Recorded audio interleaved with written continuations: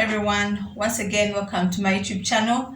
Today is day 2 of intentionally reading the Bible, and it is still from the book of Psalms.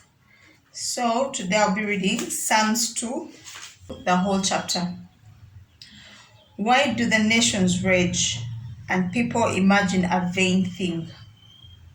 The kings of the earth set themselves, and rulers take counsel and together against the Lord and against his anointed, saying,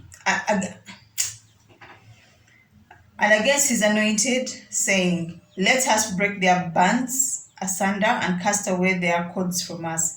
He that sits in the heavens shall laugh, the Lord shall have them in derision. Then shall he speak unto them in his wrath, and distress them in his great displeasure. Yet have I set my king upon my holy hill of Zion. I will declare the decree the Lord has said unto me, You are my son. This day have I begotten you. Ask of me, and I shall give you the nations for your inheritance, and the utmost parts of the earth for your possession. You shall break them with a rod of iron, you shall dash them in pieces like a potter's vessel. Be wise now, therefore, all you kings. Be instructed, you judges of the earth. Serve the Lord with fear and rejoice with trembling. Kiss the Son, lest be angry and you perish in the way, when his wrath is kindled but a little. Blessed are all they that put their trust in him. So for me, this psalm is quite interesting. In the beginning of the psalm, you can clearly see someone was asking, oh God, I think the psalmist was asking, why do nations do a vain thing?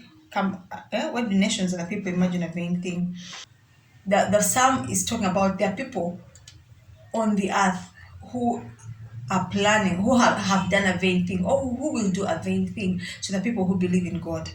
But he's saying, I have begotten you this day. You are my children. Ask of the nations for your inheritance. So God is telling us, ask for big things, and the parts of the earth, I will give them to you. Ask of these things, I will give them to you.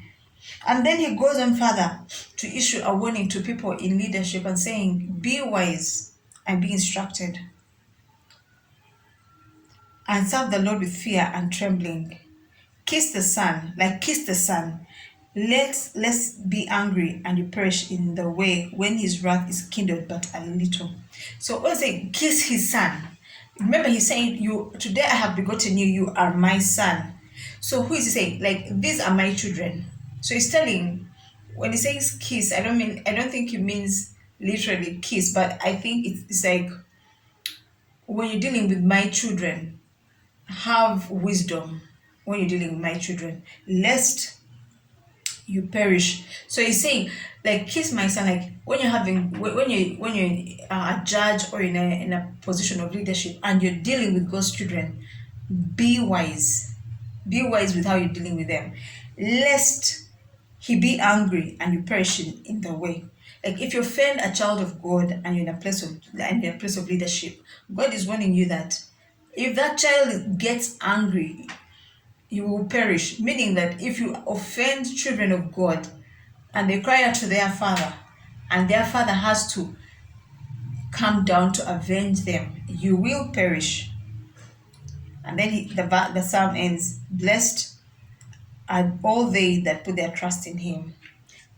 I think that's self-explanatory. So if you want to contribute to my thought process, please share in the comments.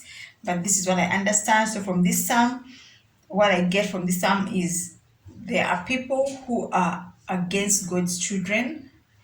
And that's why the psalm is saying, why do they imagine such a vain thing? And then God goes on to assure us, his children, that I have begotten you, you are my children. Ask me of the nations for your inheritance, and I'll give you the nations for your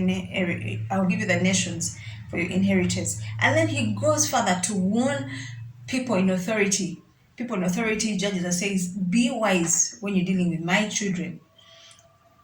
lest they become angry and you will perish. So God is telling people, be wise, telling the judges, people in authority, when you're dealing with his children, be wise about it. Because if they should get angry and then report you to God, God will act on behalf of his children and you will perish. This has been my study for the day. Share with me in the comments what you think. Have a blessed day.